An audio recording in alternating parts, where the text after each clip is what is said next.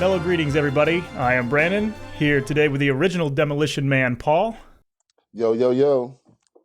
And the son of the Taco Bell piano player, Dan. What's going on? And we are watching Star Trek, the original series. Today we're going to work on Season 1, Episode 1, The Man Trap. The original air date was September 8th, 1966, And we're watching it on Amazon Video, the remastered edition. So if you want to watch along, go ahead and boot that up and have a quick watch. I'm just going to go ahead and get right into it this time. The episode opens with some narration of a captain's log. Stardate is 1513.1, and the Enterprise is orbiting planet M113. Mr. Spock is temporarily in command. First thing I've noticed is that they have some pretty spiffy new uniforms compared to the pilot.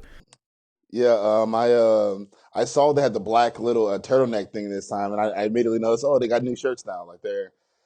And I also noticed at the beginning it was kind of a long monologue with a lot of details right at the beginning.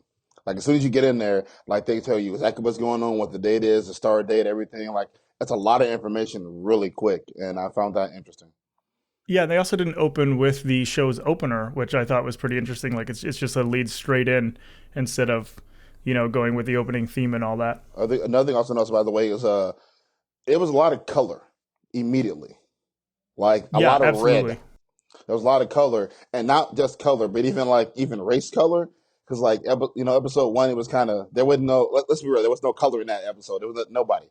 But like immediately, like you see Spock, you see like people in the background, like it's red, it's different colors. Like that's one thing I noticed immediately. Like there was a lot of like they expanded the cast a lot immediately, and then there's a lot of like brighter red everywhere.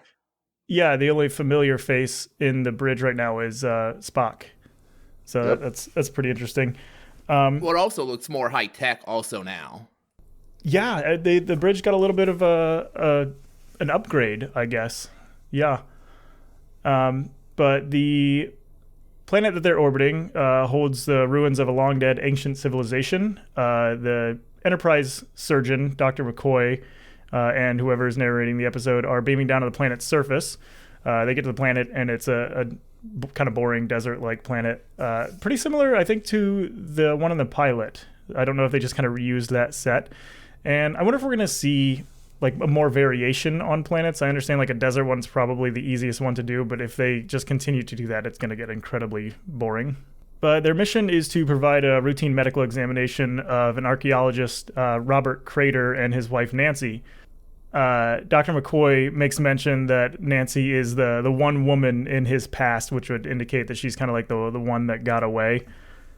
So there's a crew of 3 that is teleported down to the planet. They don't tell you who the other guy is. Like you can assume obviously that the one is the captain that's narrating, and then there's Dr. McCoy, and then there's a guy that they just don't even mention. And they go down to what looks like some ancient Egyptian ruins, which is pretty interesting considering it's kind of an alien world. But the captain grabs what looks like a handful of wheat growing and makes a little joke about to Dr. McCoy about old girlfriends and expecting flowers, and then McCoy says something to the effect of, well, is that how you got all the girls, was with bribes? And then they both kind of have a little laugh about it. But that just kind of gives you an insight to their relationship, like kind of like in the pilot. Like I wonder if all of the different ships, for some reason the doctor and the captain are pretty good friends. Like I don't know why they would have a really close relationship, but we've seen that twice already. It's funny you mentioned that because I put it in my notes. I'm like, I immediately saw their friendship and their kind of banter, because I thought about when you as guys being guys, you kind of just joke with each other and their banter. I found that kind of interesting from the beginning, that their friendship was kind of one of the ones like, oh, here's flowers. Like it's something I would do say with one of my friends, joking around. Yeah, I wonder like the significance is of the captain and the ship's doctor or surgeon being friends so far twice that we've seen. Like, do they just spend a lot of time together for some reason on the ship? I can't imagine that as long as they're not, consistently fighting and people getting sick and hurt, that they wouldn't really cross paths too much. Yeah, I'm assuming that, I'm hoping that in the future we learn that they've been together since the beginning or something like that. So they've been really good friends for years. Well, the doctor looks a lot older than Captain Kirk. Yeah, he does look a lot older. So they enter the ruins, and they find themselves in the home of Dr. Crater.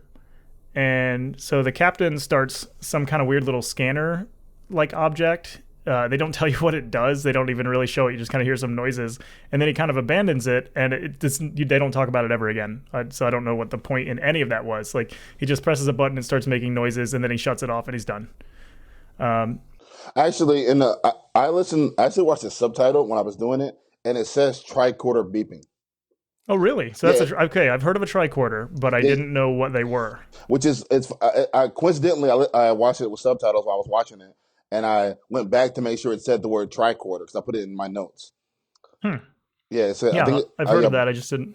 Yeah. Yeah, because did you look up what it does? No, I didn't. I just I thought it was called. I think it's just a tricorder. But I thought the tricorder was a communication thing. I assumed it was a medical device to check his patient. Yeah, I thought it said tricorder beeping, so it was weird. Yeah, I kind of thought that's what it was too, but there's no patient in the room. I thought maybe he was just like getting something ready or just like doing some kind of weird scan of the room, but they didn't say anything about it, and he just shuts it off. He's like, okay, that's good.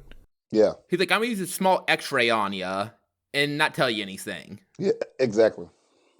So he asks Dr. McCoy if he's nervous, and McCoy talks about how he hasn't seen Nancy in 10 years, which is actually pretty interesting because one of the things that we kind of didn't talk about from the pilot is that they had mentioned when they went to rescue the survivors on that planet, and they talked about how they could get the survivors home faster because they have unlocked the ability to travel faster than light.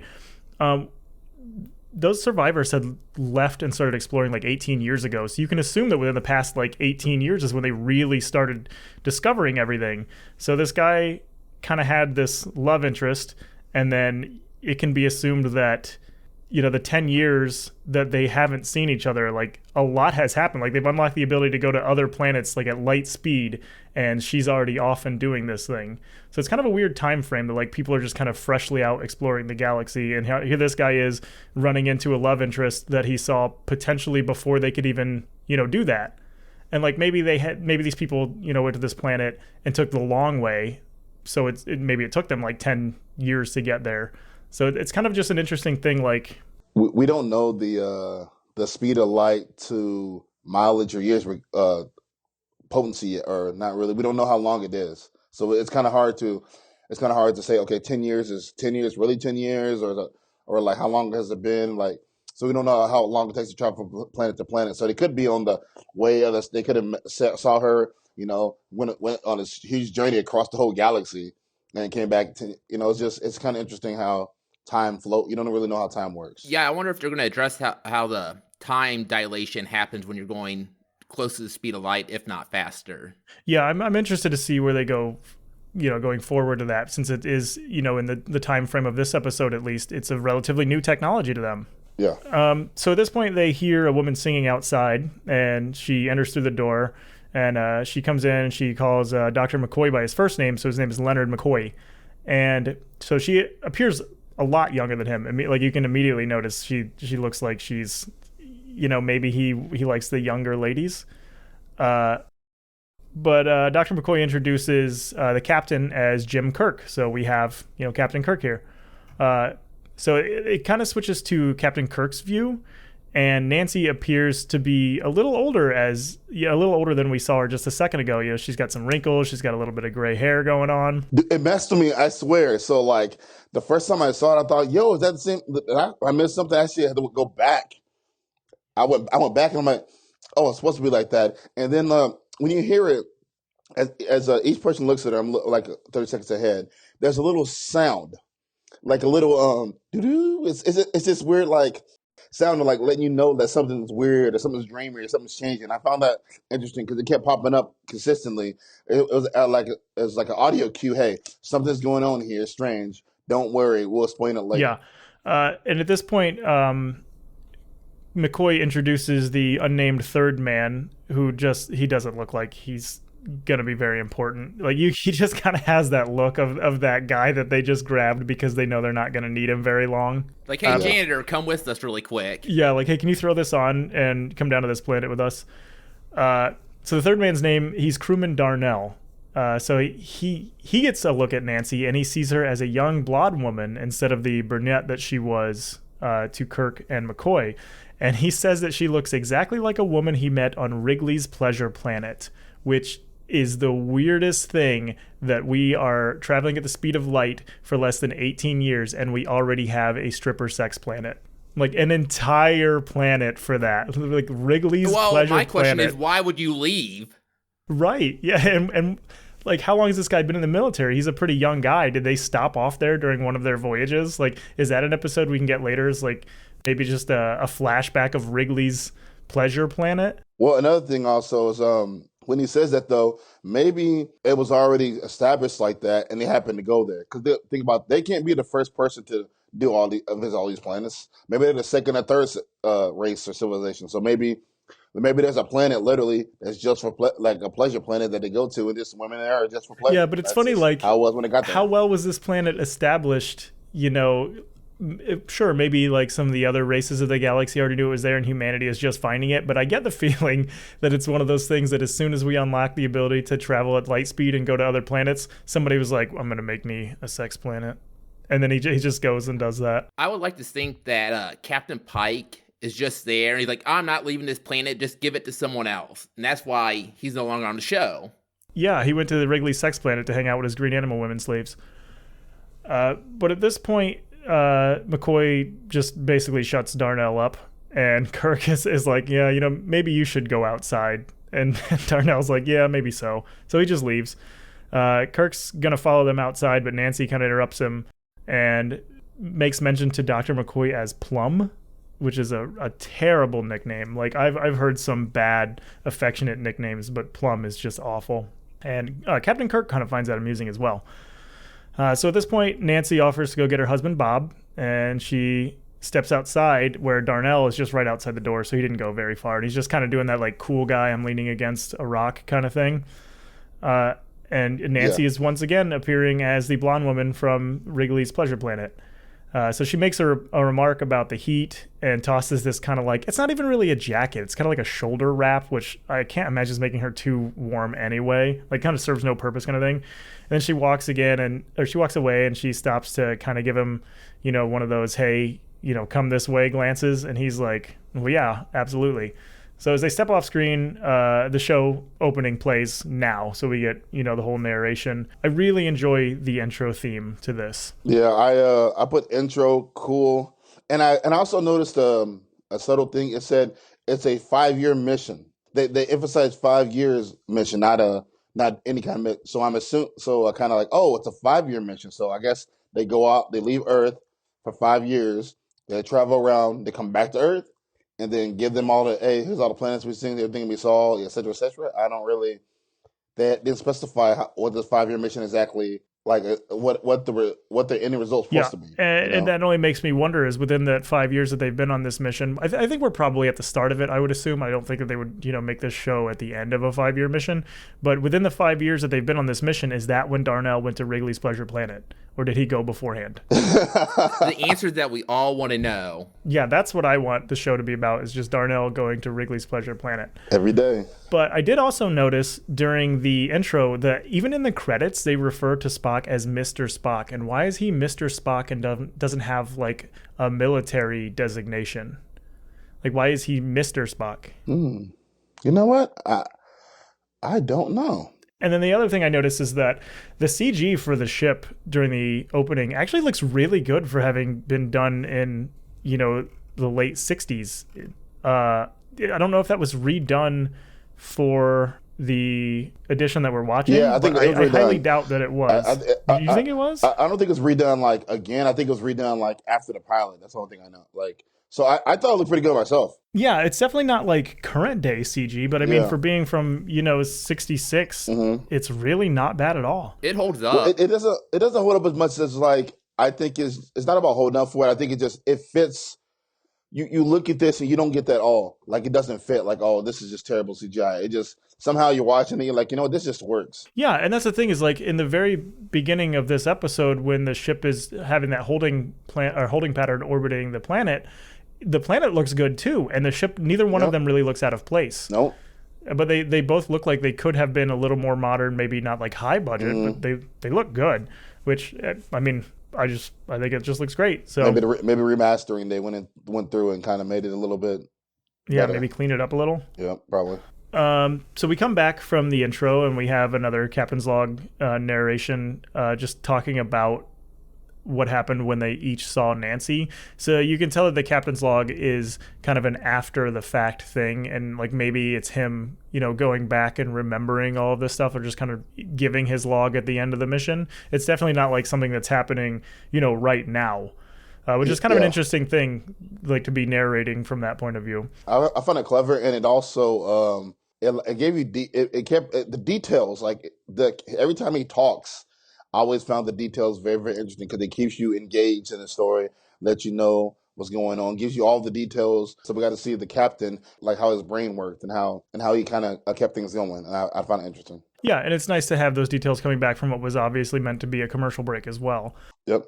God knows, today, when the commercial break's lasting 25 minutes, the few times that I actually sit down and watch something on TV, I forget what the hell I was watching by the time it's done with the commercial. So, yep. But at this point, we have the archaeologist, Dr. Crater, coming into the room, and he just shows some immediately dislike for Captain Kirk and his crew. And he just really doesn't want them there, which is just immediately suspicious. Like, you kind of get the idea that he's kind of a bad guy.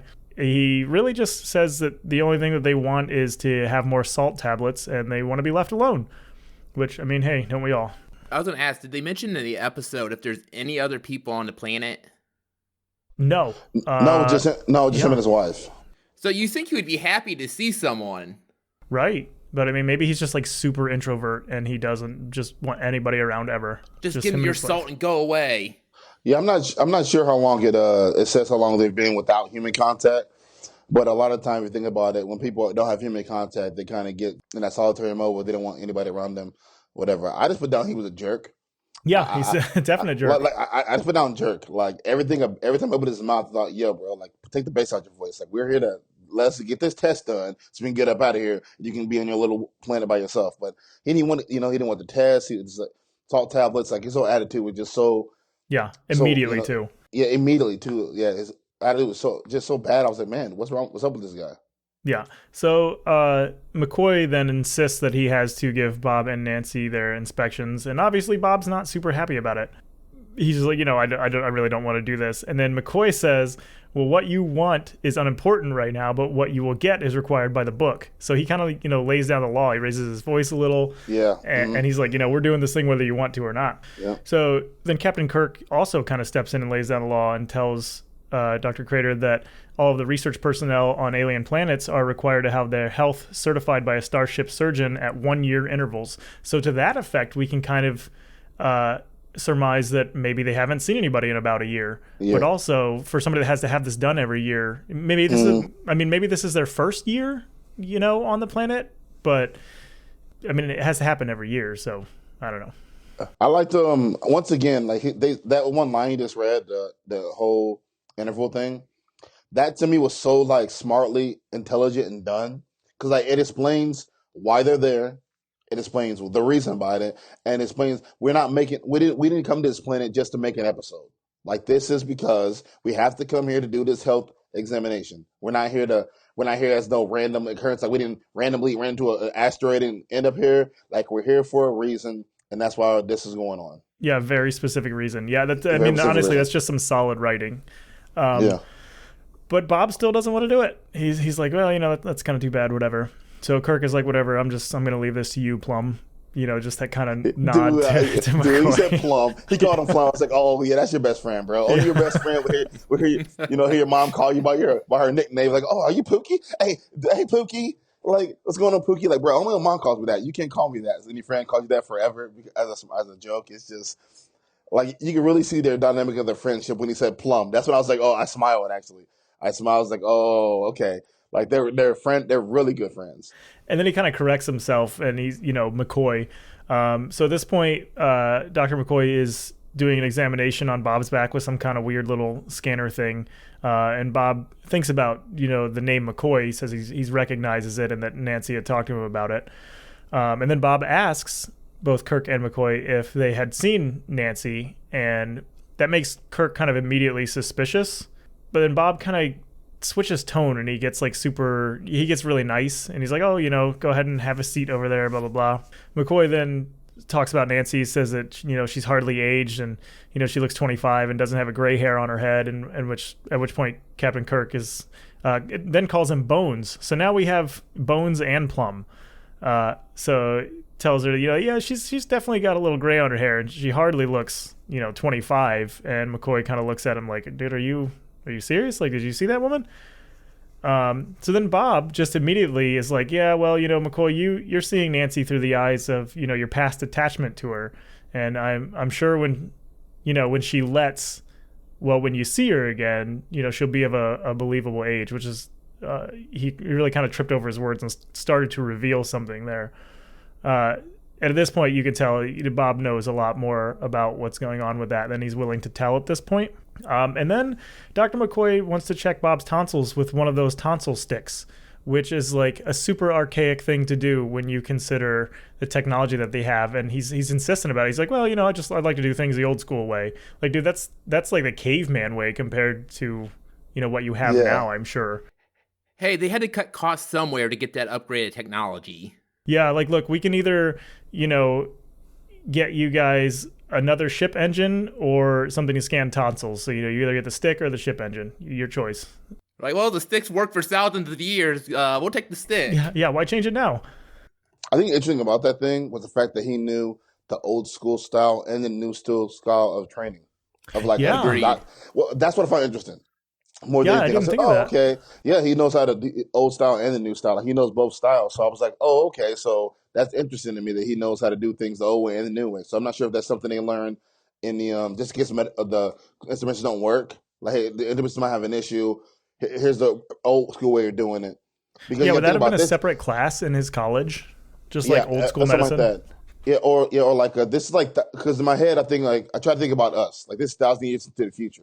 So to think that their technology is so far advanced, but they still respect the old medical way of doing things, that the people actually even attempt to learn that. I was gonna say, I think that's a good point. They're out there traveling the galaxy all by themselves, and you can't always rely on technology. You would have to do things the old way sometime. Yeah, that was my whole thought about it. I picked up on that kind of into my brain. I was like, that's kind of weird, doing that old school. I thought, okay, I guess he must know the old ways and the new ways of doing things, just in case technology doesn't work. So at this point, they hear Nancy scream outside, and everybody goes running outside, and they arrive at Nancy to find that Darnell is dead. And who would have seen that coming? The guy that they didn't bother to even mention when he was in the shot of them teleporting has died. He's got some kind of like purple circles all over his face. Looks like it was like some kind of suction cup thing. I put bad hickeys. Yeah, okay. Death by hickey. That's terrible. They say he has red like mottling on his face. Mottling. Yep. I'm like, what is mottling? Like, I didn't look it up, but it's a word. I've never heard the word before. And at that point, Kirk reaches into Darnell's mouth and pulls out a little green-looking like piece of a plant. So Kirk annoyed me. Yeah, he just right into his mouth. I put scream weird. He just reached in his mouth. Ew. Yeah. like no rubber gloves. No. Oh, this thing. What mouth was killing him? No. Like, bro, the guy's dead. What if that actually killed them by touching it? You die. That's his standard procedures. Every time he sees a dead body, he just immediately puts a finger in their mouth. It's not because he has to; it's because he wants to. Yeah, he just reached in his mouth without gloves on, bro. I was like, oh my god, like. Hey, you don't want to know he does before the autopsy. No. So Captain Kirk starts asking Nancy what happened, and Bob speaks up and says that Darnell ate an untested plant, which Bob wasn't even in there. And like obviously he saw them pull the piece of plant out of his mouth, so he, his time there, he may have recognized it, but just immediately he's like, nah, he ate a bad plant. Like, it happens all the time. Nancy says that she went looking for Darnell to tell him that she wasn't offended about the Pleasure Planet comments, and she said that he had a Borgia plant in his hand and that he took a bite of it and fell. So it must be one hell of a potent plant, because they were only out there for like maybe 5 minutes. But McCoy looks over at Nancy and sees her as the same woman that Kirk sees. So now they all see that kind of aged, graying haired woman. He didn't mention it though. Like he did a double take for sure. you keep looking at his eyes, like he keeps really staring at her. And I'm not sure if he's staring at her because like he's so like into her from all these years, or looking at her like, yo, where'd the gray hair coming from? Like if you look at him throughout the whole scene, he keeps staring at her over and over and over again. Yeah, yeah, he definitely recognized that she did not look the same. So Captain Kirk says that they can complete the examinations on Bob and Nancy the next day, and that he calls the transporter room to have them beamed up. And I noticed that they got some new communicators compared to the pilot, and they look a lot better. They don't have that weird like kind of waffle looking fold up thing on them. They kind of look like a flip phone almost, which It again. didn't. I thought it still had a cheese grater on it. I didn't look that close. Yeah, it had like a little clear piece of plastic, almost like just a little screen protector type thing. And it was definitely a lot smaller. So again, like they kind of, predicted flip phones, which is really cool. And then at this point, Nancy turns to Bob and she's like, hey, did you tell them we need some more salt? And he's like, yeah, I'll take care of it, whatever. But back on the Enterprise, Mr. Spock is reprimanding Uhura over a log error. And so we get to see Uhura for the first time. And the first thing that I noticed was that there's no way in hell those earrings are regulation.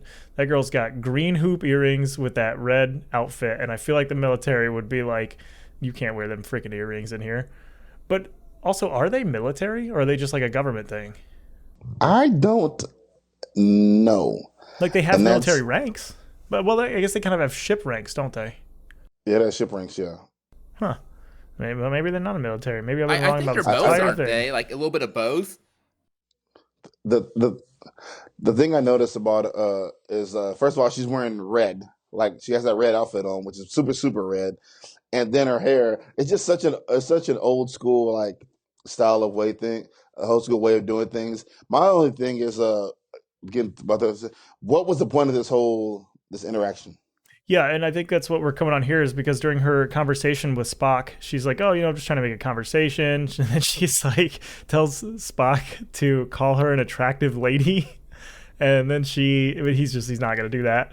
And she asks him what his home planet of Vulcan looks like with a full moon. And he's like, well, Vulcan doesn't have a moon. And I think they're trying to establish the fact that he's just a very cold, very logical guy. Like doesn't really have emotions, doesn't think about stuff like that. He's always the task on hand. And I think that's kind of what they were trying to establish there.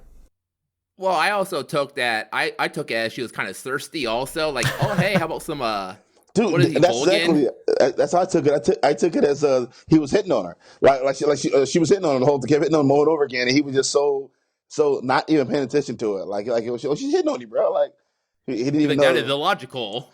Yeah, like and he seems very uncomfortable about the conversation. Like he's like it seems like he's confused and uncomfortable about the conversation. Totally, he wants to have a conversation, but she just keeps bringing in the wrong things. Yeah. And so at this point, a voice comes over the intercom and informs everyone that the landing party is returning and that they have one death. So everything gets kind of serious. And then Uhura seems to be pretty upset that Spock's not concerned about the death. And he replies, he's like, well, my concern wouldn't change what happened. So again, I think they're just trying to show that he's just a very cold, calculated guy. Like just no emotions over anything. He didn't care about that guy dying. He's like, what would be me being upset about it change that? Yeah, like he cares, but he's like, more like, I care, but me being upset's not going to change. Yeah, like what can I do about it? Yeah. Yeah, what can I do about it? Yeah. That's the presumably the first death on Spock's command. So see if we get more of that going forward. So Kirk and McCoy are now in the dispensary when Spock is on the video screen. He says that according to the records, the Borgia plant is similar to nightshade on Earth. It's poisonous, but the records don't show any reference to the purple mottling on, or mottling, however you want to say that, on Darnell's face. So McCoy is immediately just like, well, Darnell wasn't poisoned. I did all of his tests and I couldn't find anything wrong with him. And honestly, there's no reason he shouldn't just get up and walk away right now. Yeah. Moment. So on that screen, I was like, yo, what the is in his ear? Did you look in Spock's ear? Like he has it on later too. He has it in his ear later. But it looks like I don't even know what it is. It's like one of them cartoon thing where the people put the horns in their ears, like joking around. It literally is a huge earplug that like, I don't even, who designed this? like this is the first thing I ever seen in this show. I'm like, yo, this is a terrible design. Yeah, it looks like somebody took an old school microphone and shrank it down and just jammed it into his ear. Yeah, I don't get the point of it. Like even like you're on screen talking. Like, can you make the screen just have the communication through, or is it or that's how you search records, or like I don't get it. Like it didn't make any sense to me. It looked weird. It didn't make any sense to me. I don't even know what it's doing there. I'll be with you. It's terrible. So McCoy talks to Kirk about how Nancy looked when he first saw her, and then how she looked again afterwards. And Kirk just gets pissed, and he's like, that does not interest me. We just lost a man, and I just want to know how he died. Like immediately, just like he's done with the bullshit, and he wants to figure this whole thing out. So on the bridge, Uhura tells Kirk that they received a message that the starship base on Corinth 4 is requesting an explanation of their delay because the Enterprise is carrying urgent supplies. Kirk tells her to tell them that they will get their chili peppers when they get there, and that they're the finest ones from Mexico, and he handpicked them all. At this point, Spock confirms that there are no errors in their records concerning the Borgia plant, and that the archaeologist and his wife are in perfect health, which just goes with what McCoy had said. He says that they've been on the planet for 5 years. They've been visited frequently, but have received fewer drops in the last year. So those are not the first people that they've come across in quite a while. And this was the point where I had a note that talked about the weird microphone earpiece. So this was when I had first noticed it, which makes me think that it's just kind of a communication device. Because Uhura had the same thing in hers when she was getting the communication from the planet, the Corinth 4.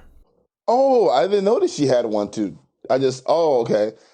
I noticed now that I'm sitting Paul, there when watching. you were talking about that, that's who I thought you were talking about earlier. No. I saw it on Spock the first time, and then now I see it. Now as I'm sitting here watching this, I'm talking. I see it on Uhura too. I didn't even know she even had it. Yeah. So at this point, McCoy calls over the intercom, gets a hold of Kirk, tells him to go to the dispensary, and just a stupid quick note: the elevator door is red now, which looks really nice. I don't know why I noticed it. Just it's red. And there's no guard. Yeah, no weird guy taking a weird step. Apparently, they decided that guy was just unnecessary, and his job could be done by air. So McCoy has found that Darnell had no salt in his body at all. And then there's a little bit of weird banter between McCoy and Kirk that didn't belong here in such a serious thing, just kind of once again reinforcing their friendship. And Kirk mentions that Bob and Nancy went out of their way to mention salt because he found it really weird. And he's like, we're going to go back to this planet to ask questions. So again, Kirk is... what the hell was that first captain's name? Pike. Yeah. He's kind of like Pike in that they immediately just figure everything out for the most part. Like they're not stupid. They don't put up with any bullshit, and they're very loyal to their crew, which I guess is why they are captains. They seem to be really smart. Like I always thought the captains as the brawn guy, not brains. But it seems more. I always thought it was that way until watching this right now. Watching like they seem to be very brainy and bronze, like a lot of brains. And if you're going to send somebody out on a mission, to kind of explore the galaxy, then I guess you really don't want to send just kind of like a dumbass out there, like in charge of a ship when you have those sorts of weapons and those capabilities. You don't want an idiot out there. Yep. So back on the planet, Bob's unhappy again to have them asking questions. Kirk sends a piece of the Borgia plant to be transported to Spock for analysis. Kirk and McCoy talk to Bob about the salt tablets and Darnell missing salt in his body. Bob's explanation of the salt tablets is like, hey, we're on a hot and arid planet. We need some salt. And Kirk he's just not buying it. Again, he's super smart. He kind of picks up on these things, and he's just not up for this. So then Kirk tells Bob and Nancy that they have to stay aboard the Enterprise while they investigate the death of Darnell. And, obviously they're not super happy about that. So Kirk calls Spock to have him prepare a room for Bob and Nancy, and Spock confirms that the Borgia plant could not have killed Darnell. And meanwhile, when he makes this call to Spock, Kirk and both McCoy turn their back to Bob, which is a stupid move for a guy that you suspect may have had something to do with the murder of a crew member, and he just casually walks away from them, like leaves the room. There's like, hey, here's this murder suspect. I got to make a phone call. Let's turn our back to him. He definitely won't slip out. And then obviously he I does. did I did mark something. There was a quote in there I found very interesting. He's like, I don't understand mysteries, and this mysteries give me a bellyache or something. Yeah. He Yeah. said some He kind of doesn't line in there. stomach mysteries. Yeah. Or something like that. Yeah, I can't say mystery. I thought that line was like it stuck with me. I was like, that's very clever in this strange way. It kind of like it describes his whole his personality in a nutshell. He's like, look, I'm here to enjoy. I'm here to do my job. I want to explore things and understand what's going on. But I'm like, look, one of my guys died. We're not leaving until we figure out why he died. Not that because like one life on my ship is just as important as everybody else. So we're not leaving this planet, and I'll stay here all day. We'll stay here for delay everything until we find out why this guy. I need an explanation why he died. Like just it. It's just because they're still stuck on that one guy. I want an explanation why he died. I want to know why. I want to figure it out. Explain it to me. I get it explained. We can go. But since they don't, I feel that's interesting in his personality where he's just kind of stuck on it. We got to figure this out. We got Right. to figure Well, it out. yeah, So, it's his crew. So yeah, he's very loyal to his crew as he should be. But outside, Bob finds another dead crewman, and he starts yelling for Nancy, saying that he has some salt for her. She's not responding, not showing up, and he runs off to find her. She's standing next to another dead crewman. So the camera kind of cuts to her, and she's just kind of hanging out by this dead kid. Kirk and McCoy go and look for Bob when they come across the dead crewman that Bob had found, and he is crewman Sturgeon. So it's nice that we got a name for him, even though he didn't do anything but die. And then they start to yell out for crewman Green, which you can assume is the one that Nancy had found, I guess. So at crewman Green's body, Nancy is shown shapeshifting to look like crewman Green. So now, yeah, it's definitely a little suspicious when people start turning into other people. So the new Green, which is Nancy, reports to Kirk and McCoy that he hasn't seen Nancy.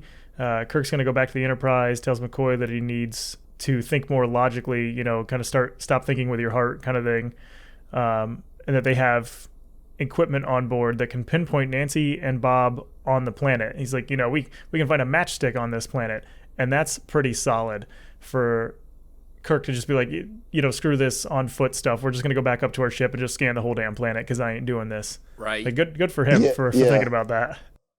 Yeah, makes it more easy for yourself. Like, I thought they could just beam up anybody want to beam up anyway. I thought the whole time, why don't they just beam them up? Like, you don't listen to me? Okay, beam them up.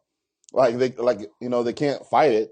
I assume unless you have to be standing in a certain place or a certain area, which they haven't established that. I kind of thought the same thing also on that. I would assume that you would have to get a lock on somebody for that, right? Like, so maybe that's what they're trying to do is to go up and get a scan to find them, to lock on them and bring them up. And like, hell, maybe the communicators that they have, help with that or something. Cause they always, call like, hey, you're going to bring us up and these guys. So maybe that kind of acts as like a GPS sort of thing. I can't imagine you can just start beaming up, stuff on a planet if you don't know where it is. So that's probably what the scan's going to be for. Yeah, I'm not sure. Yeah, like imagine the shit you would come up with. Well, just like a half a cactus and maybe like a shoe. You just never get the guy. I assume you scan for any kind of thing with heat signature or life and start beaming stuff up. Yeah, and like lock on that. And obviously this planet is a desert planet and they're saying there's not much life on this planet and they're studying. So I haven't seen any birds or any animals. Yeah, that's a weird thing too. I didn't think about that. Yeah, I haven't seen any animals at all, so I'm assuming everything on the planet is both episodes. Yeah. Huh. Just weird ass musical plants and ancient ruins. Yeah. So Kirk and McCoy and the fake Green are beamed to the Enterprise. Kirk calls Spock, tells him, hey, get searching for Bob and Nancy on the planet. Sturgeon is dead, and tells McCoy to go get some sleep, which is kind of random. He's like, this whole thing is going on, like people are dying, and he's like, hey, go to bed. I think he was, but see, once again, it's like, I want you at your best, take a nap, relax, let's get a fresh ears and fresh eyes on what's going on. Yeah, and maybe he's like, you're too involved in this. Get the hell out of my way, sort of thing. Yeah, you've been up for so many times, all this time. Trying to figure things out. Take a break. Go take a nap, man. Get your brain right. Let's go. So Kirk goes to the bridge while the fake Green finds a woman eating fruits and vegetables in the hallway, and she starts to put salt on the vegetables, and fake Green tries to take the salt, and she just kind of stops him and gets in an elevator and. Do you see her hair? Yeah. Oh my God, her hair. It was, oh man. You were digging it. Yeah, he likes that hairdo. Oh my God. I don't even know how to describe it. It's like she has a beehive on her head. Yeah, that's that 60s Like, 60s do for like sure. dude, there's no way that normal people wore that. They made this up for this show. There's no way nobody in the 60s wore a haircut like that. But if you think of I like had to find out. any show or movie that takes place in the 60s, at least one woman has that hairdo. Like it has to be Oh, prominent somewhere. not that. The hair, she looks like Maybe not to that extent, but something similar. she's about 7 foot with that hairstyle, man. It's like a foot high on her hair. I can't believe it. Hey, Like, she was being Marge Simpson before Marge Simpson. Yeah, that was the inspiration. that is what it is. Yeah. Oh, the blonde Mark Simpson with some hair. Oh, I think The that other makes thing I sense. noticed about her though is that her uniform skirt is incredibly short, like needlessly short.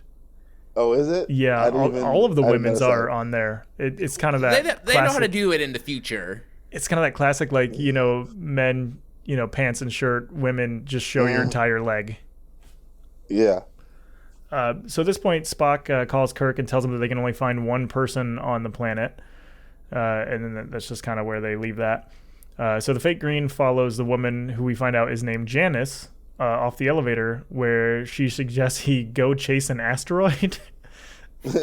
she's like, "Quit following me around, you creep! Just go chase an asteroid." It's that's a good thing to say. Go kick rocks, I guess. Yeah, it's like the space version of Kick Rocks. Yeah.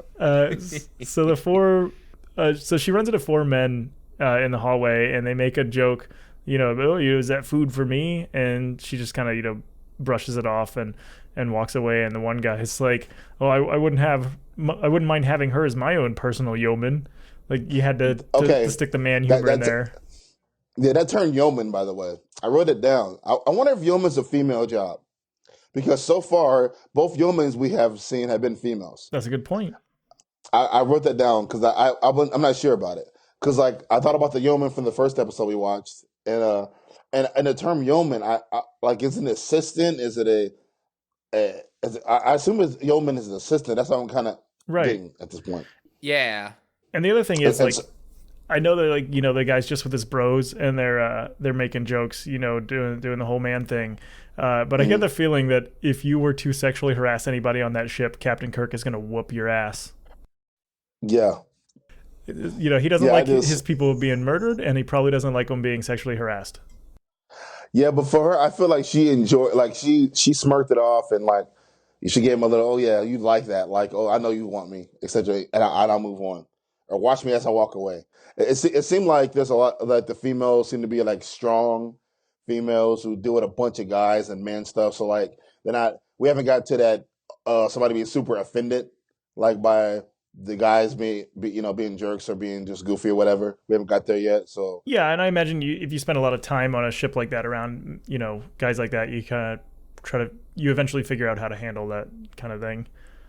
Yep. So Janice takes the food to the life sciences department botany section, where she delivers it to Sulu. So another one of those famous Star Trek characters. So Janice gives this weird screeching plant some like chin scratches while she's making conversation with Sulu. So fake green enters the room, and the plant starts screeching really loud, like it's very, very agitated. And so fake green just leaves in a hurry. Nancy makes a remark to Sulu that she thinks green might be going space happy, which is like ocean madness, but in space. yeah, I kind of assume. I wrote down about Sulu. I put he's the first like Asian person I've seen in the whole show. I wrote that down, and the way he talked was like, oh my, it's not elegant, but like I can't use the right word. He has a very deep voice, not deep, just kind of distinct voice. Yeah, distinct voice. Yeah. Like everything he said was very like powerful. I don't know. I thought it was a really cool character. I'm really interested to see him more. And I also wrote down the plants were very unique too. Like I thought it was really cool. Like even they moved around, they had life or whatever. I found that very cool. I found it very cool how the plants, like the whole office area he was in was very designed very cool. Like the coloring, the plants, the even where he was at. The only thing I noticed that if you look at his table, it looks like he has like spray bottles of different color liquids, Huh, like I the didn't see cleaning that. spray bottles. Yeah, it's like they took clear spray bottles and put different color liquids inside of them and have them there. I'm not sure if it's food for the plants. I'm not sure if it's cleaning supplies, but it's awfully close to his desk and his food. He's just spraying them down with different colored Windex. I noticed that there's more plant diversity on the ship so far than that we've seen on the planets that they've yeah, been to. yeah. Well, we've only been to 2 desert planets too, and like if they would have taken one of them, musical weirdos up, they go back to there and find one of those, I would just shut it off. I don't want to hear that damn thing anymore. So back in the hallway, Uhura enters from an elevator, and Green shapeshifts into he looks like a maintenance man, I guess. Yeah. And so she stops and talks to him. She's like, "Do I know you?" And he's like, "Well, you know me when you get lonely and you think of somebody like me," which is a really weird ass thing to say, especially when you consider it's like Nancy saying that. Like, what's the goal here? So then he starts speaking a foreign language, which the subtitles told me were Swahili. So, okay.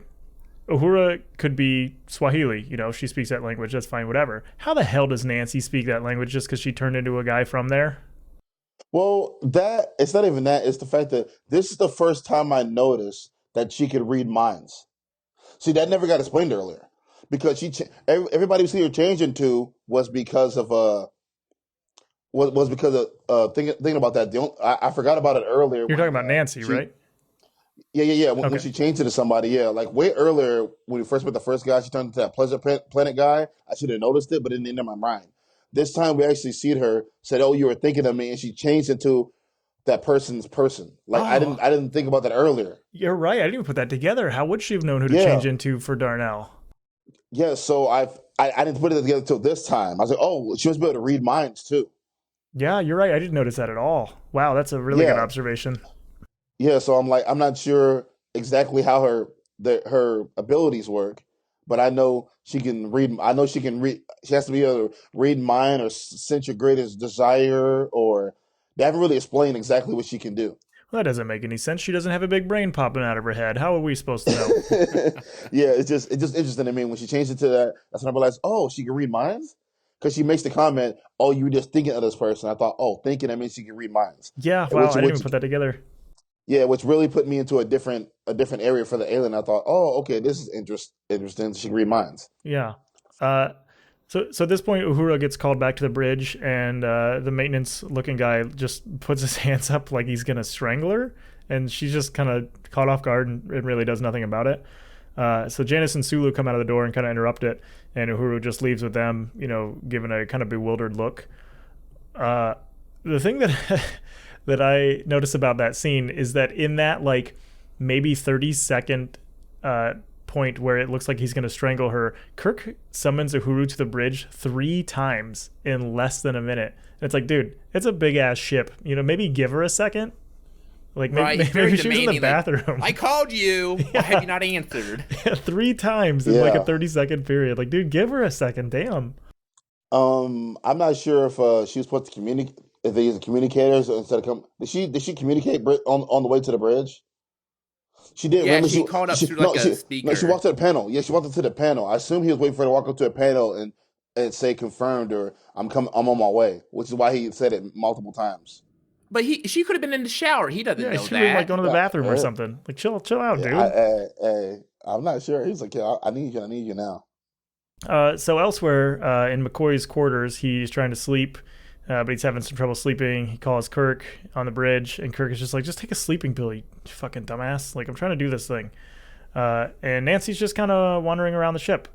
So on the bridge, Spock and Kirk are discussing going after Bob, and they're like, yeah, let's just go back to the planet. Screw this. We're just going to go get him. We know where he is. So at this point, we go back to, Nancy as the maintenance guy, and she finds McCoy's room and shifts back into herself. And as McCoy's getting ready to leave the room, he kind of runs into her. So he's like, oh, why don't you come in here? I'm glad Kirk found you. I wish you would have told me something, blah, blah, blah. And then she gets, she starts playing the scared victim role and kind of cuddles up to him and then tells him he should get some rest. So everybody just wants him to sleep. So back in the hallway, Sulu and Janice find the body of a maintenance tech, which is the one she shapeshifted into. And he is also covered with the purple modeling on his face. McCoy still trying to rest. When he gets paged for an emergency, he tries to get up, but Nancy's like, no, just stay here, go to bed, whatever. There's a lot of switching around here, a lot of back and forth, between the bridge and, McCoy and everything going on in the hallway. Yeah, yep. So Uhuru pages McCoy to the bridge, but he has fallen asleep, immediately. And Nancy's still in the room and shapeshifts into him and then leaves his quarters and heads for the bridge. And at this time, I'm thinking, I swear to God, if we get one of those shoot him, he's the bad guy, no shoot him, he's the bad guy scenario, I'm going to be pretty unhappy about it. I do want to point out that she had the chance to attack him while he was passed out and decided not to. Which is I found interesting too. I found it interesting where she's had him on the bed. She was rubbing his face, McCoy's face or whatever. Like she could have killed McCoy. I know he's one of the main characters. They wouldn't do that, but I'm like, she had to, but didn't do it. That lets you know that she cares about him, or that's how I took it. Either that, or she knows that he cares about her and is going to try to protect her in this situation. So you probably shouldn't kill the only person, one of the few people trying to help you. I mean, that's true. Another thing also is, did they give him a sleeping pill or something? How is he sleeping? Well, Kirk told him to take one. We didn't see him take one, so maybe he did follow that advice and just took a sleeping pill. Didn't she give him a big bottle of red pills? I'm not sure. I'll be honest. I'm not sure. I didn't know. I didn't notice that part because I was like, because when I saw the red pills, I thought of the Matrix. That's why I kind of remember it. For real, I thought the same thing too. I think you're right. When she tried to tell him to go back to sleep, I think she did give him something like that. But at this point, we're back to Kirk narrating his captain's log, and he kind of speculates that Nancy has some sort of hypnotic power to pacify her targets before she kills them. I don't know why he would think that at this point. There's kind of no evidence to suggest that, but Paul, that goes along with what you thought about, her ability to kind of reach into people's mind or at least, read it on the surface level. I do want to say that the speculation that there's been no struggle, apparently, that they were just upended and killed would make me kind of think that's how he could come to that conclusion. That does make sense. And I think that if they were going for that, I kind of wish they would have said that. But see, the thing about this show is a lot of this stuff is done really smart. So they're kind of expecting you to be able to put the pieces together. They give you A and C, but they want you to figure out B. Yeah, but I feel like it's really weird, some of the things that they do leave to you while the crew immediately figures out everything else. Yeah. Because, if you notice, when she attacked Uhura earlier, when he attacked her, he had his hands up, whatever, and she was kind of staring at him, and she wasn't moving. And once the other people came in and kind of broke the concentration, he looked over them for a minute, and she looked at him and kind of walked away, kind of scared when she went to use the speaker. So that's when I put together, she must be able to get people into their brain so where they can't move, and they're struggling, they can't move, and then she got distracted, and then she got away. Yeah, that makes sense. Not really a frozen with fear, frozen with telepathy kind of thing. Yeah, I'm assuming. So back on the planet, Kirk and Spock find Bob hiding behind a rock, which is a big-ass rock, and they start asking about Nancy, but he's like, hey, I'm armed, and you just need to go away. That's all this guy wants. He wants salt. He wants you to go away. So Kirk just kind of, presses the matter a little further, and he gets a communication that there's another casualty on the ship, while at this point Spock is kind of looking around and he finds the body of the real Green. So now they know that they have an intruder. So they conclude that, the fake Green beamed up to the ship with them, and now he's, running around doing his thing. And they call Sulu and warn him, hey, there's an intruder on the ship. So on the Enterprise, Sulu takes them to an alert level 3, which I don't know the significance of that. Spock and Kirk agree to take the professor alive, and then he's just like, fuck it, and just shoots at him. So Kirk is like, all right, you set your phaser on 1/4 and I'll put mine on stun. And I wonder how lethal 1/4 power would be. Obviously it's going to hit harder than stun, but is it still to incapacitate? Yeah, I did put a note, when he called that General Quarters 3 alert, and everybody, they had that montage, everybody was going down and getting inside the rooms. You need to go to your rooms and lock your door. Okay, I swear this guy has a beehive suit on. Yeah, he's farming space bees. I was like, this is very, very weird. Like I know the design. I know what they had what to work with design wise. I just thought it was strange that a guy with a beehive suit just came walking by. Yeah. Like, are they farming space bees at that point? Like, are they just getting space honey or? I don't even know what they're doing. All I know is the fact that he just I don't know, just a beehive guy was beehive to walk by. I was like, that's kind of weird. Well, the nice thing is though, at least they're kind of subtly telling you that there's a lot going on that ship. It's a big ship. There's a lot of people doing a lot of different things. They ain't gonna explain any of it. They're just gonna give you a guy in a bee suit and just kind of leave it at that. Yep. So back on the ship, Nancy, still disguised as McCoy, enters the bridge. They're looking for crewman Green, I guess. So fake McCoy asks Sulu about the creature that they're chasing. And Sulu is really suspicious of the word creature. He's like, creature? Like, what do you mean creature? Like, we're looking for a person. But then the fake McCoy offers to help. And what that kind of shows so far is that nobody in this show is incompetent. Like, they pick up on the smallest things. Like, Sulu is immediately like, a creature? What the hell are you talking about? Like, we're just chasing a person. So everybody on the show, at least, they notice everything that's out of the ordinary, which I can't say that I would have been the same. I would have just been like, oh, creature, whatever. They all pull their weight. Yeah, which is really interesting. Like, you don't have so far a single like dumb or character that just notices nothing. So back on the planet, Kirk and Spock are trying to work their position closer to Crater from different angles. Spock actually yells Crater's name. When Crater turns to look that way, Kirk shoots him and stuns him from the other direction. But the weird thing about the cut is that the direction he turned to Spock's voice was the direction he got shot from Kirk. It's just like kind of a small like editing mistake there or something. Like, I feel like he should have turned to his left and then shot from his right, but he turned to his right and then was shot from his right. Oh, I didn't notice that. Yeah, I didn't even notice that at all. Yeah, so it made it seem like Spock and Kirk were in the same area when they were like really on opposite sides of him. Oh, yeah. My issue, I put that stun effect, the sound, even the CGI of it, I found just terrible. Really? Because I have my note says that I liked it.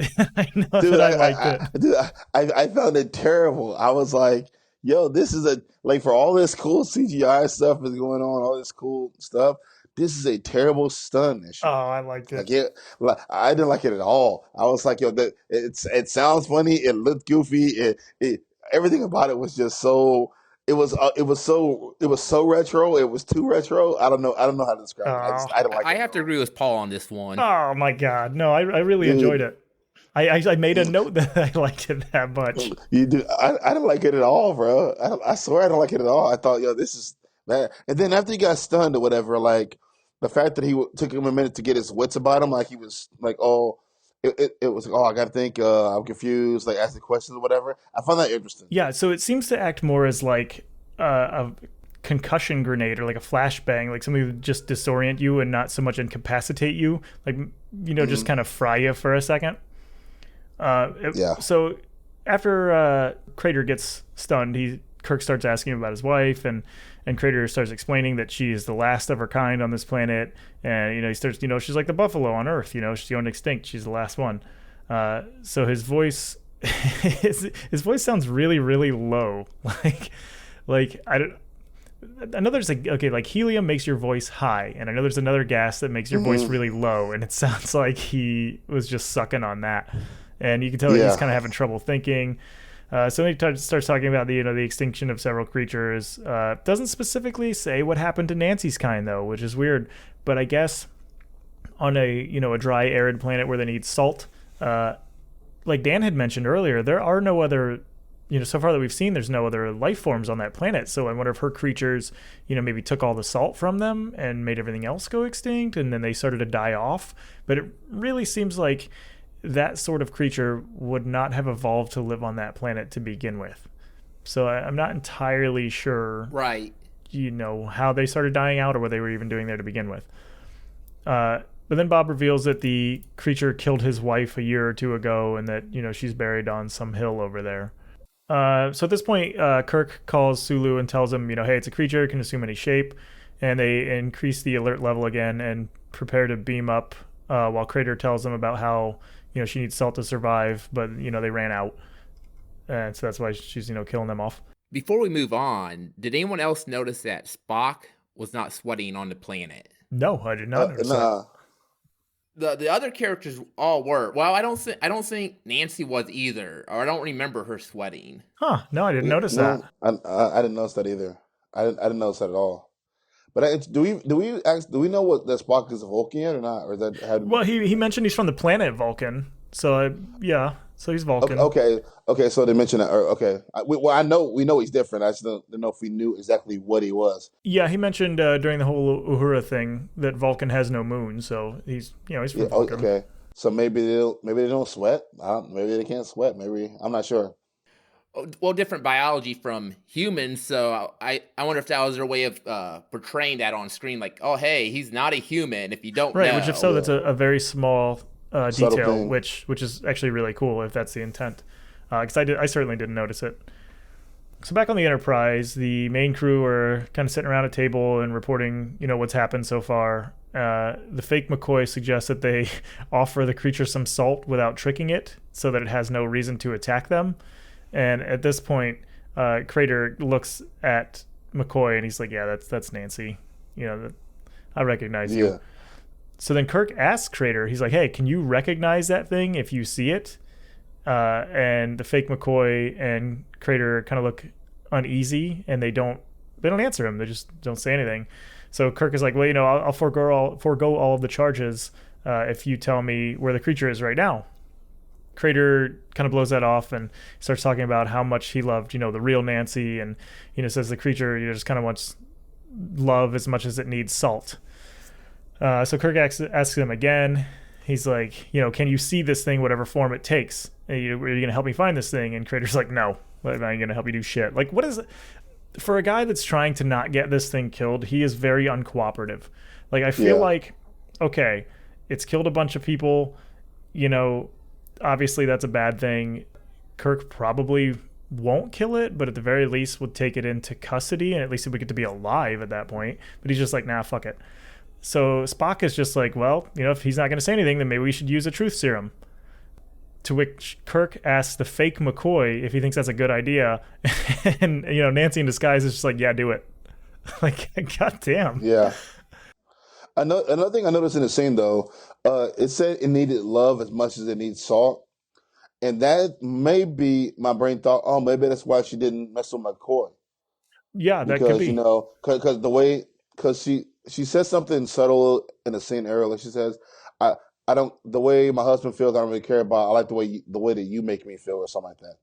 Implying kind of like a subtle thing, implying that the way that Bones looks at Nancy is so loving and caring that the creature wants that and feels that way because the husband knows that the creature is not the real wife.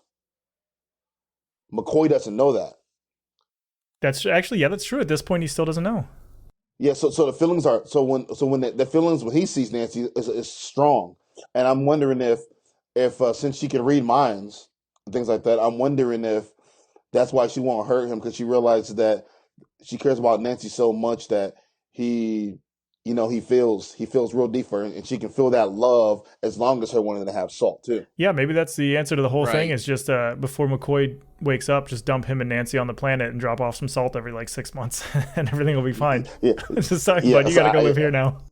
Yeah, I'm not sure what the. I mean, I know it's a little bit too digging into way too deep, but like I just felt like I feel like if it said when he said she needs love as much as she needs salt, I thought that was a very particular strange thing to say, and I thought that when I just thought, okay, maybe she actually needs to be loved. No, Maybe yeah, it's I actually part of definitely the agree with you on creatures. that. Yeah, I think that's a fair point to make. Yeah, During that whole interaction, I feel like Spock was getting really suspicious of Dr. McCoy, Yeah, which would lead into when they were to go to leave to go get the truth serum. That's like, oh, I'll go with you. yeah. So at that point, Spock and the fake McCoy take Carter to the dispensary.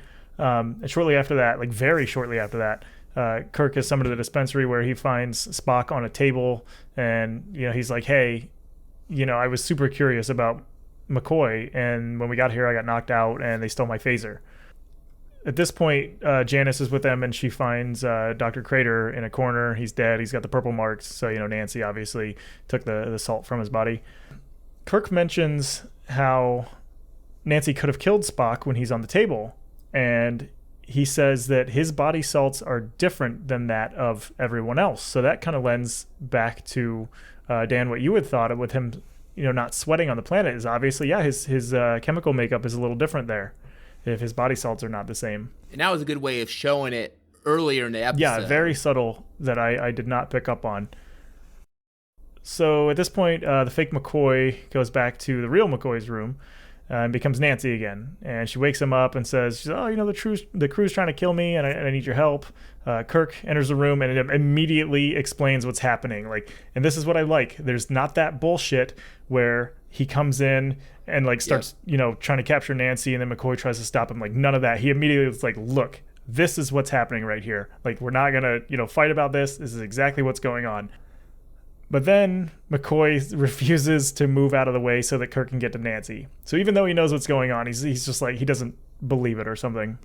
Yeah, it's weird because with everything going on, why is he not smarter? Bones is doing everything so smart this whole episode, except with evolving someone that's female. And then I thought, man, guys are so stupid when it comes to women sometimes. Yeah, his first the first instance of really any stupidity came from him.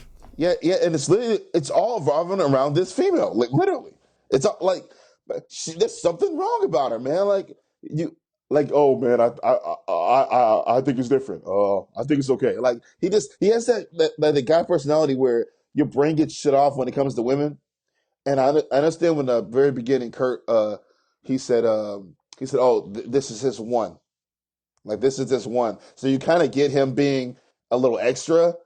But at the same time, all of the shit they've seen to this point, he's supposed to be just as smart as all of these other people, if not smarter. So for him to not, heed what the captain is saying is just frankly a little bit silly. I fully expected him to be like, oh shit, well here, take her then.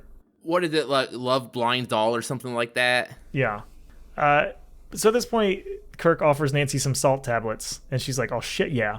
So McCoy actually attacks Captain Kirk and tries to take his phaser while Nancy's just kind of off to the side, just chowing down on these tablets. Yeah. It's ridiculous. Which I wonder what those really were, on set. Obviously, they're not going to just hand her a shit ton of salt tablets. Powdered sugar, maybe? Yeah, something good. Cocaine. Oh, Jesus Christ. Cocaine! Hey, it's the 60s. Cocaine pills? It's the 60s. Oh my God, cocaine pills. Oh, that was funny. So at this point, Kirk pushes McCoy away, and Nancy starts to do her hypnotism thing on Kirk and starts to, put her hands on his face or whatever. So Spock enters the room, and he says, the creature is killing the captain. Yeah, we got that. Thank you. Yeah. We can see. So he tells McCoy to shoot it, and McCoy's just like, no, I'm an idiot now, so no. Spock runs and pulls Nancy off of Captain Kirk and tells McCoy to shoot her, and he's still just like, no, that doesn't sound like a good idea. I'm not really up for that today. So Spock just starts beating the shit out of Nancy with these wrestling double axe handle attacks. Just double axe handles over and over, and just not holding back. Both hands, he's like, yikes. He didn't hold back at all. Just starts beating the absolute fuck out of her. Listen, I don't know why. Spock will hit a bitch. Oh my God, dude! I actually feel bad about this, but sometimes when you see men beat up women, in stuff like this, when it's extra, this shit cracks me up because he threw his whole life into that punch. She's like, oh, what are you doing? And obviously we all know, that he's not just beating up some lady, he's beating some fucking creature. Yeah. But dude, he did not hold back. No, he's like, he just like, oh my God, it was so funny. But then she just fucking backhands him across the room like it's nothing. She no-sold those double axe handles and just backhands him all the way across the room. So at that point, McCoy is like, oh, something ain't right. He's like, I've felt those double axe handles before. No human being can live through that. So Nancy goes for Kirk again, and he just lets out this terrible, terrible yell. And I don't mean terrible as in it sounded painful, terrible as in he doesn't know how to pretend that he's in pain, as William Shatner. So then McCoy sees Nancy in her true form, which is a weird rubber mask with white hair and 3 fingers with suction cups.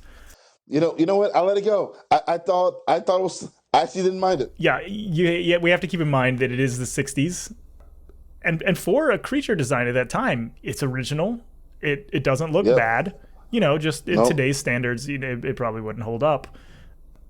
But then for some reason I had the thought, Bob seems like he was, he missed his wife, he missed the real Nancy, and he seems like he had some sort of very loving relationship with the fake Nancy. Did they sleep together? And did he sleep with that thing? Of course he was. What do you mean? He was on that place for a year. They definitely were sleeping together. Come on, man. Did he ever see her like that? Is this weird, like... I'm not sure. The rubber mask thing actually kind of reminds me of like the Shy Guys from Super Mario. I don't know why. Like it just has that weird like little suction face thing. The suction face. Yeah. I got you. Yeah, I got you. So okay, this is where Nancy starts getting the salt out of Kirk's face, and he's screaming, and then McCoy shoots her. And so then she changes back to the Nancy form and tries to appeal to McCoy, and he's like, "No, I'm not stupid anymore," and he shoots her again. So then she, changes back to her suction cup form and dies, and that's kind of the end of her. So I do have an issue with the whole scene, by the way. Why did he wait so long to shoot this creature? Yeah, I mean, I just with everything going on, and like I know he cared about the girl and whatever, but you can sense something is off, and he seems so naive that it kind of annoys me. Maybe in the future he'll do some more doctory things, so I think like he's really good. Right now, I'm just annoyed by the whole character. You put everybody in the ship in danger because this chick you haven't seen in 10 years. It's just... I can tell you with 100% certainty, and I will accept no other explanation of this, that it was in fact Spock's double axe handles that brought him back out of it, because he knows no human being can live through those. He's seen it happen time and time again. No, but he still hesitated though. After the fight, she still got to get the Kirk. After if he should have came right.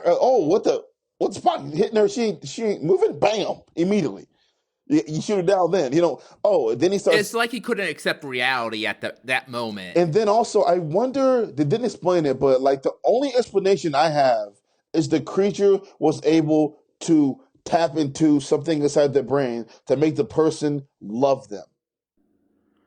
Like it doesn't really explain that, but like the way he was acting, like he was in love with this creature.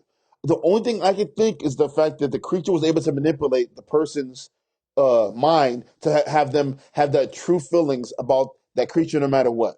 Because even after he killed her, as he killed her, he was still hurt. I think that's a fair point. I think that it was more than what we touched on earlier with the fact that, Nancy is the one that got away, and that even though he knows that creature is not Nancy, it still looks like Nancy. So it's one of those cliches now where it's hard to shoot something that looks like somebody that you love. Like I don't think that she had any sort of, ability to make anybody love her, because if that was the case, she'd be walking around that ship like a god. Like everybody would love her. Yeah. But I think it's just that whole, she's the one that got away, looks like Nancy still, and he doesn't want to have to be the one to put her down. But in the end, at least he did the right thing. So later on the bridge, Kirk is kind of, just thinking things over and makes some remark that he was, thinking about the buffalo. McCoy's like, what are you thinking about? And he's like, I was thinking about the buffalo. And so McCoy just kind of gives him a smirk, and then they go to Warp 1 and they leave, presumably to deliver the chilies. Paul, your thoughts on this episode? On the last scene, though, is thinking about the buffalo. I think he realized they just killed a species to extinction. They just killed the last of a kind, and I think he's like really thinking about that. But honestly, fuck that species. Like, I don't want somebody hypnotizing me and sucking the salt out of my body. Telling me, episode. Let's see. I put down. It seems to be a trend for the first episode that alien women equal trouble. I'm just gonna put it out there. I'm just gonna put it out there. Maybe it may change in episode 3. I don't know. But it's just the alien woman as this crew run. Listen, isn't that just a fact of life, though? Yeah, I know, but the alien women they got powers and they're trouble, so it's a double dose, Maybe that's why Captain Kirk is always catching on right away. Like, hey, I've been down this road once or twice already. Yeah. I also noted that I liked the music outro, but I also noticed. Did you notice the end credits were from the pilot episode? I did not. I don't think I stuck around for the credits. Yeah, so I actually watched the end credits. Is that all the end credits or whatever? All the scenes in the background of the end credits that they put them on are actually from the original pilot. That's really weird, especially when you think about the fact that the pilot wouldn't have aired for another 21 years.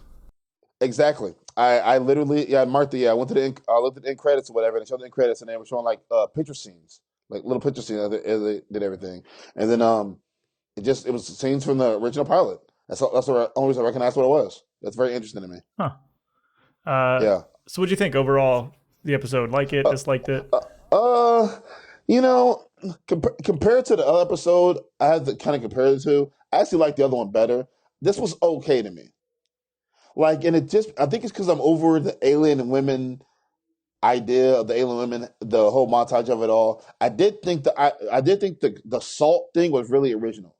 I've never ever ever seen a show in my entire life where the creature lived on salt as the like as the thing they need to live on. I found that super original. I don't even know who thought of that. I thought that's kind of cool. I never heard that ever. I heard of they need to eat people, marrow, Yeah, all it's this always like stuff, but I blood. Yeah. never blood like vampires, but I never heard salt. I thought it was really really original. And overall, I like the show. I like where it's going. I like the episode. It's okay. I do like that we have a lot more diversity in the characters now, like diversity characters, and that's like a race. And that's a race thing too. Like I'm glad that they seem to be more inclusive with different races, things that are going on. So you know that this galaxy is a lot more different people, a lot of things going on. And I'm hoping to see more of that dynamic between the characters because I think we kind of got who the main characters are, and I'm hoping to see more of their friendship and dynamic as we go along. So overall, episode at 8 out of 10, I'll give it maybe a 7. I mean, it's for a pilot, it's kind of not piloty. If we consider this a pilot, like they didn't really introduce any characters. Like they kind of just threw you in the middle of the middle of the ocean and said, "Hey, just swim. We're gonna have all this information out there and everything going on." You just kind of assume Okay, so what you know. here's the thing about that. In my very limited research on this series, and I mean like super limited because I want to go into this all new, the first few episodes actually aired out of order. So I want to say this was actually supposed to have been like the second or third episode, and the third episode was supposed to be the first. So we're gonna hit a weird point where we watch an episode where they're like, "Oh, hey, I'm Captain Kirk." Like, no, we know that already because they aired them out of order. Yeah. But to that end, I actually really liked the episode. I like that aside from a brief instance with McCoy, none of the characters are idiots. They all seem to have good heads and everything's screwed on straight. The only thing about that is all of them being, these super smart, no bullshit people, is that it kind of makes all of the characters feel the same so far. Like there's really nothing about them that feels too different aside from Spock, because Spock's got the whole, cold, calculated, logical approach.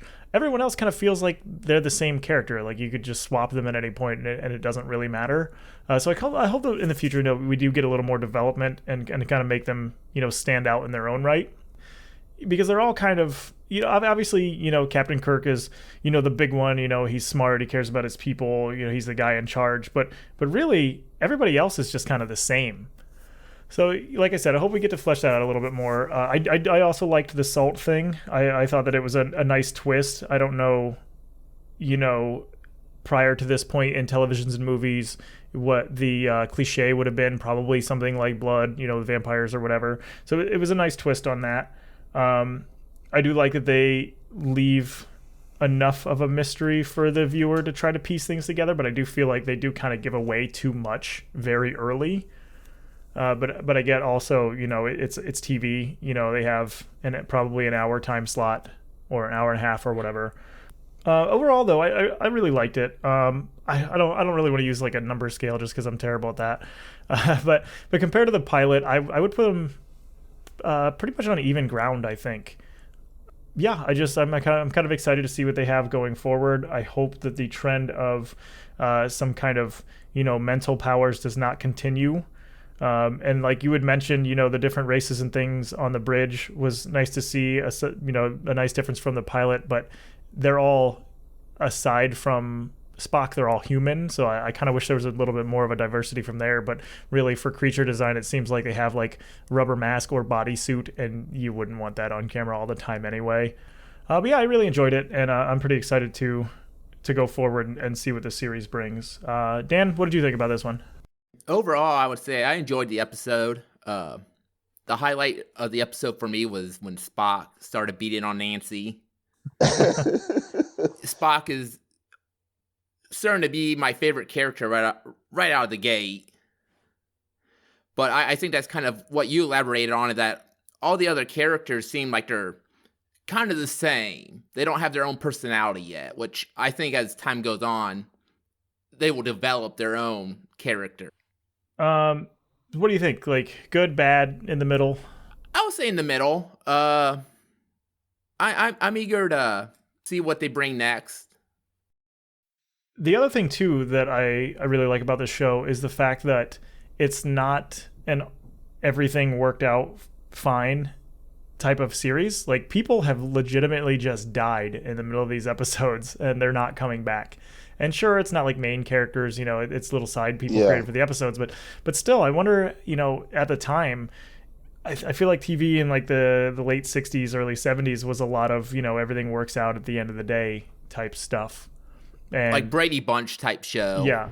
And while like the main characters have survived, the first episode, there were quite a few people that did not. Like, there's a sizable body count already. Maybe we should do that. Maybe we should do like a body count meter. Like, just like, let's count bodies. Let's just see how many bodies are in a season. Like, oh, it's a 105 body season. Like, ooh. Like, damn, they lost the whole ship's worth of people. Crew size, like, oh man, he's lost 100 people in like 2.5 months. Like this is not a very good captain. Let me like we know the captain's a good captain, but at this point, like if we go on episode, they lose some people left and right. Oh, dude lost Captain Pike lost a bunch in his little planet right before we met him. Yeah. Like, you hit that point where when you graduate from the academy and they're like, well, we're going to assign you to the Enterprise. You're like, fuck. Like, I'm not going to make it. Like, I got 350 bodies. Okay, let's just make 300 by the end of the year. We're going to lose 50 this year. I'll lose 50. Like, your goal is to not get people to die. I don't know. It's just interesting. I would like to think every time Captain Kirk uploads information to his superiors, they're like, will you quit taking the janitors down to the planet with you? They're just being killed off left and right.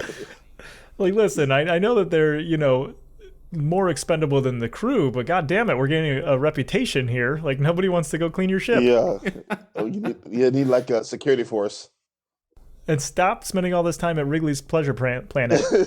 You guys have been gone for 3 years and you spent a year there. My contract says I get to go there once a week. Said once a week. Oh.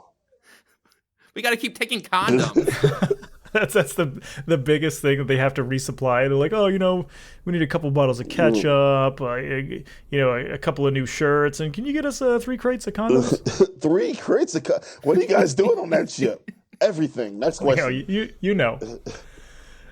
So that's pretty much going to wrap it up for today. The next episode is going to be Season 1, Episode 2, Charlie X is the title of it. So hey, at least we get a character introduced. I wonder if his last name is X. I'm not sure. His name is Charlie. First name Professor. So that's gonna do it. Check us out on, we have a Twitter. It's at WWST_podcast. We've got YouTube if you prefer to listen there. Just We're Watching Star Trek on YouTube. And that's pretty much gonna be it for me. So I guess we'll catch everybody next time. Later.